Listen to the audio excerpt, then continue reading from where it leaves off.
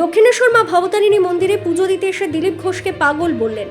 প্রচার শুরু করার আগেই দক্ষিণেশ্বর মা ভবতারিণী মন্দিরে সকাল সকাল কামারহাটি পৌরসভার পৌরপ্রধান গোপাল সাহাকে নিয়ে মায়ের মন্দিরে পুজো দিলেন মদন মিত্র। পুজো দেওয়ার সাথে সাথে মন্দিরে ভক্তদের সঙ্গে সেলফি তুলে হাত মেলালেন তৃণমূল প্রার্থী মদন মিত্র। দিলীপ ঘোষ বলেছেন, সূচিবাচা বাড়িতে আক্রমণ হলে মদন মিত্র বাড়িতেও আক্রমণ হবে। এই প্রশ্নে মদনবাবু বলেন, দিলীপ ঘোষ বিয়ে করার পর পাগল হয়ে গেছে। কামারহাটি সিপিআইএম প্রার্থী মানস মুখার্জি আগামীকাল দেশপ্রিয় নগরে প্রচার করতে এসে বলেছেন, বন্ধ মোহিনী মিল কারখানায় শিল্প হবে। এই প্রশ্নের মদনবাবু বললেন, ৩৫ বছরে কি করেছে, কিন্তু মদনবাবুর মুখে মোহিনী মিলের জমিতে শিল্পের কথা বললেন না। তাহলে কামারহাটি বাংলার যুবকদের কর্মসংস্থান নিতে পারবে? প্রশ্ন থেকে গেল। মন্দিরে পুজো দিলাম, সঙ্গে আমার বিশ্বস্ত সহকর্মী চেয়ারম্যান গোপাল সাহা, সিআইসি অরিন্দম ভৌমিক, সমাজসেবী রাজু ঘোষ সহ অনেকেই। যদি আমায় জিজ্ঞেস করেন কি পুজো দিলেন, তাহলে মূল পুজো যেটা সেটা মমতা বন্দ্যোপাধ্যায়ের নামে পুজো দিলাম। যে মা যে বিশাল গুরু দায়িত্ব, কৌরবদের হারাবার মতো পাণ্ডবদের কাঁধে যে দায়িত্ব ছিল, এবং কৌরবকে হারাতে স্বয়ং কৃষ্ণকে নামতে হয়েছিল, এবং কৃষ্ণকে বলতে হয়েছিল, আমি ব্রহ্মা, আমি শিব, আমি বিষ্ণু, আমি সব। তারপরে কৌরবদের হারানো গিয়েছে। সেই রকম মমতার বিরুদ্ধে গোটা ভারতবর্ষে আজ মোদির এই গুন্ডা বাহিনী ঘুরে বেড়াচ্ছে। এবং আমি বলি যে মোদিকে ঘিরে প্রতিদিন যেভাবে এসআইআর এর নামে 200 লোক মারা গেছে, এবং গতকালও মমতার প্রত্যেকটা সৈনিক যেভাবে তাদের বদল করে দিয়ে তারা ভাবছে যে মমতাকে গোয়ারা হারিয়ে দেবে, তারা ভুল করছে। আমি শুধু এইটুকুনি আবেদন করব, আমাদের পার্টি জিতবে, চতুর্থবারের জন্য মমতা মুখ্যমন্ত্রী হবেন।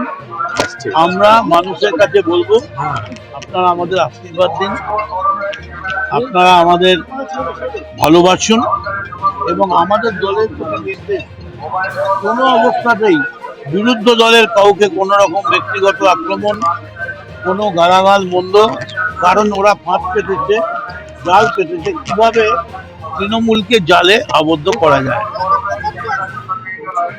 প্রচার শুরু হয়ে গেছে, প্রচার শুরু করার পরে প্রচার ঠিক শুরু হয়নি, হাঁটা শুরু হয়ে গেছে।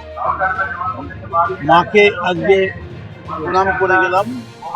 ওম বিশ্বরূপস্য ভার্যা শিবগ্নি পদ্মালয় শিবে সর্বমঙ্গল মঙ্গলনা শিবে সর্বার্থ সাধিকে শরণ্যে ত্রম্বকে গৌরী নারায়ণী নমস্তুতে। বলতে পারেন আজকে শাঁখে ফু দিয়ে গেলাম, মমতার নামে পুজোটা দিয়ে। আর এই যে মায়ের পায়ে ছুঁয়ে গেলাম, মা এই সেই বর্ণ পরিচয়, এই সেই বর্ণ পরিচয়, যে বর্ণ পরিচয়তে যে বর্ণ পরিচয় দেখে আমরা শিখেছি মায়াকারে মা, বয়াকারে বা, বয়াকারে বা বাবা। এই ঈশ্বরচন্দ্র বিদ্যাসাগর এর মূর্তিটাকেও ভেঙে দিয়েছে, ওপর থেকে তুলে। এইটা আমরা প্রত্যেকটা বাড়িতে বাড়িতে দেবো ঈশ্বরচন্দ্র। এটা আমরা আমাদের ক্যাম্পেইনের একটা মেন জায়গা করছি।